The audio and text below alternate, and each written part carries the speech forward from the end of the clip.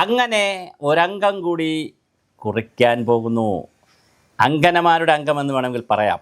കാരണം 50% സ്ത്രീകളാണ്. ചില സ്ഥലങ്ങളുടെ കണക്കെടുത്താൽ 50 അല്ല, എല്ലാം കൂടി 60% സ്ത്രീകൾ മത്സരിക്കുന്ന ഒരു തെരഞ്ഞെടുപ്പാണ് തദ്ദേശ സ്വയംഭരണ സ്ഥാപനങ്ങളിലേക്കുള്ള തെരഞ്ഞെടുപ്പ്. ഈ തെരഞ്ഞെടുപ്പിൽ നവംബർ ഓർ ഡിസംബർ മാസങ്ങളിലായിരിക്കും ഈ തെരഞ്ഞെടുപ്പ് നടക്കുക. കാരണം വോട്ടേഴ്സ് ലിസ്റ്റ് ആൾമോസ്റ്റ് ഫൈനലായി വരുന്നു. തെരഞ്ഞെടുപ്പ് കമ്മീഷണർ എ ഷാജഹാൻ IAS അതിൻ്റെ പത്രസമ്മേളനം, അതിൻ്റെ പ്രസ് നോട്ടും കാര്യങ്ങളൊക്കെ പുറത്തുവിട്ട് കഴിഞ്ഞു. നവംബർ ഡിസംബർ മാസങ്ങളിൽ, ഇപ്പോൾ ഒക്ടോബറായി, ഇനിയിപ്പോൾ സ്ഥാനാർത്ഥി നിർണയം, ആരാണ് മത്സരിക്കുക, ഏത് കോർപ്പറേഷൻ ആര് പിടിക്കും, ഓരോ സംവിധാനങ്ങൾ ആരൊക്കെയാണ്, എല്ലാം നമുക്കിനി അറിയാം. അപ്പോൾ ഇലക്ഷൻ്റെ ഒരു മാസങ്ങളാണ് വരുന്നത്. നവംബർ ഡിസംബർ മാസങ്ങളിൽ കേരളത്തിൽ അതിശക്തമായ തെരഞ്ഞെടുപ്പ് ആരവമാണ് വരുന്നത്. ആര് ജയിക്കും, ആര് പിടിക്കും എന്നുള്ളത് വച്ചുകൊണ്ട് കൂടിയാണ് വരുന്ന അസംബ്ലി തെരഞ്ഞെടുപ്പ്.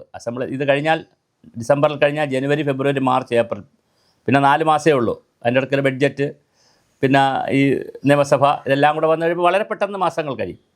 തീർച്ചയായിട്ടും തദ്ദേശ സ്വയംഭരണ സ്ഥാപനങ്ങളിലേക്ക് തിരഞ്ഞെടുപ്പ് നടക്കുന്നു. ജനകീയാസൂത്രണം വന്നതിന് ശേഷം, അതായത് 90കൾക്ക് ശേഷം, പഞ്ചായത്തുകൾക്കും, ഗ്രാമപഞ്ചായത്തായാലും ബ്ലോക്ക് പഞ്ചായത്തായാലും ജില്ലാ പഞ്ചായത്തായാലും നഗരസഭയായാലും കോർപ്പറേഷനായാലും മുനിസിപ്പാലിറ്റിയൊക്കെ ആയാലും വലിയ അധികാരമാണുള്ളത്. വലിയ ഉദ്യോഗസ്ഥ സംവിധാനമാണ് താഴെയുള്ളത്. ആസൂത്രണ പ്രക്രിയ താഴെ തലത്തിൽ നടക്കുന്നൊരു സ്റ്റേറ്റാണ് ഇവിടെ.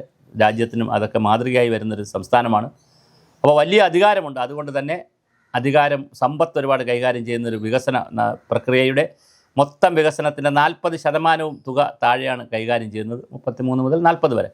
ഇത്രയും തുക കൈകാര്യം ചെയ്യുന്നതുകൊണ്ട് തന്നെ ധാരാളം വർക്കുകളും, ഇൻഫ്രാസ്ട്രക്ചർ വർക്കുകളും, റോഡ് വർക്കുകളും, നിർമ്മാണ പ്രവൃത്തികളും ഒക്കെ താഴേക്ക് വരും. അതുകൊണ്ട് തന്നെ പഴയതുപോലെ, പണ്ടാണെങ്കിൽ ഒരു പഞ്ചായത്ത് മെമ്പർ എന്നൊക്കെ പറഞ്ഞാൽ റോഡിൽ പട്ടി ചത്ത് കിടന്നാൽ കുഴിച്ചിടാൻ വേണമെങ്കിൽ സ്വന്തം കയ്യിൽ നിന്ന് പൈസ എടുത്തുകൊണ്ട് ഒരു പണിക്കാരനെ വിളിച്ച് കുഴിച്ചിടിക്കണം. ഇന്ന് അതൊക്കെ മാറി വിപുലമായ കെട്ടിടങ്ങൾ, AC ഓഫീസുകൾ, കാറുകൾ, വലിയ വാഹനങ്ങൾ, എല്ലാ സംവിധാനവുമായിട്ടുള്ളതാണ് പഞ്ചായത്ത് രാജ് സിസ്റ്റം. പിന്നെ ഉദ്യോഗസ്ഥന്മാരെ കിട്ടിയിട്ടുണ്ട്, ധാരാളം ഉദ്യോഗസ്ഥന്മാരെ താഴേക്ക് വിന്യസിച്ച് കിട്ടിയിട്ടുണ്ട്. ജില്ലാ പഞ്ചായത്തൊക്കെ പറഞ്ഞാൽ വലിയ സംവിധാനമാണ്. ജില്ലാ പ്ലാനിംഗ് കമ്മീഷൻ എന്നൊക്കെ പറഞ്ഞ്, കമ്മിറ്റി എന്നൊക്കെ പറഞ്ഞ്, ജില്ലാ ആസൂത്രണ സമിതി എന്നൊക്കെ പറഞ്ഞ് വലിയ സംവിധാനമാണ്. കളക്ടർ ചെയർമാനും കൺവീനറും ജില്ലാ പഞ്ചായത്ത് പ്രസിഡന്റ് ചെയർമാനുമായിട്ടൊക്കെയുള്ള വലിയ സംവിധാനമാണ്. അപ്പോൾ എന്തായാലും പഞ്ചായത്ത് രാജ് സ്ഥാപനങ്ങളുടെ തെരഞ്ഞെടുപ്പ് വരുന്നു. നവംബർ ഡിസംബർ മാസങ്ങളിലായിരിക്കും. അത് ഒറ്റ സ്ട്രെച്ചിൽ നടക്കുമോ അതോ 2 സ്പേസ് ആകുമോ? കാരണം ഇത്രയും വലിയ തിരഞ്ഞെടുപ്പാണ്. എന്തായാലും തിരഞ്ഞെടുപ്പ് വരുന്നു. അതിൻ്റെ ആരവം തുടങ്ങി. അതിൻ്റെ ഒരു കേളികൊട്ടെന്നുള്ള നിലയിലാണ് മുഖ്യമന്ത്രിയുടെ നേതൃത്വത്തിൽ ഇന്നലെ വികസന സദസ്സുകൾ ആരംഭിച്ചിട്ടുണ്ട് കേരളത്തിൽ. നിശാഗന്ധിയിൽ അതിൻ്റെ ഉദ്ഘാടനവും നടന്നു. ഇന്നലെ സെപ്റ്റംബർ 22 മുതൽ ഒക്ടോബർ 20 വരെ വികസന സദസ്സുകളാണ്. 10-20 ദിവസം, 10-30 ദിവസം അങ്ങനെ തന്നെ ഉണ്ട്. ഏകദേശം അതിൻ്റെ ഒരു പകുതി ഒരു മിഡ് സ്റ്റേജിലാകുമ്പോൾ തീർച്ചയായിട്ടും തിരഞ്ഞെടുപ്പ് വരും. പഞ്ചായത്ത് തിരഞ്ഞെടുപ്പ്, തദ്ദേശ സ്വയംഭരണ സ്ഥാപനങ്ങളെ തിരഞ്ഞെടുപ്പ് വരട്ടെ. അതൊരു വികസന യൂണിറ്റായി, അല്ലെങ്കിൽ വികസന രംഗത്തുള്ള വലിയ ഇടപെടൽ സ്ഥാപനമായി നിൽക്കുന്നത് കൊണ്ട് തന്നെ ആ തിരഞ്ഞെടുപ്പിന് അതിൻ്റേതായ പ്രാധാന്യമുണ്ട്. മാത്രമല്ല, ഞാൻ സൂചിപ്പിച്ചതുപോലെ 50 മുതൽ 60% സ്ത്രീകളാണ് മത്സരിക്കുന്നത് എന്നുള്ളത് അതിൻ്റെ ഒരു വലിയ പ്രാധാന്യത്തെ വർദ്ധിപ്പിക്കുകയും ചെയ്യുന്നുണ്ട്.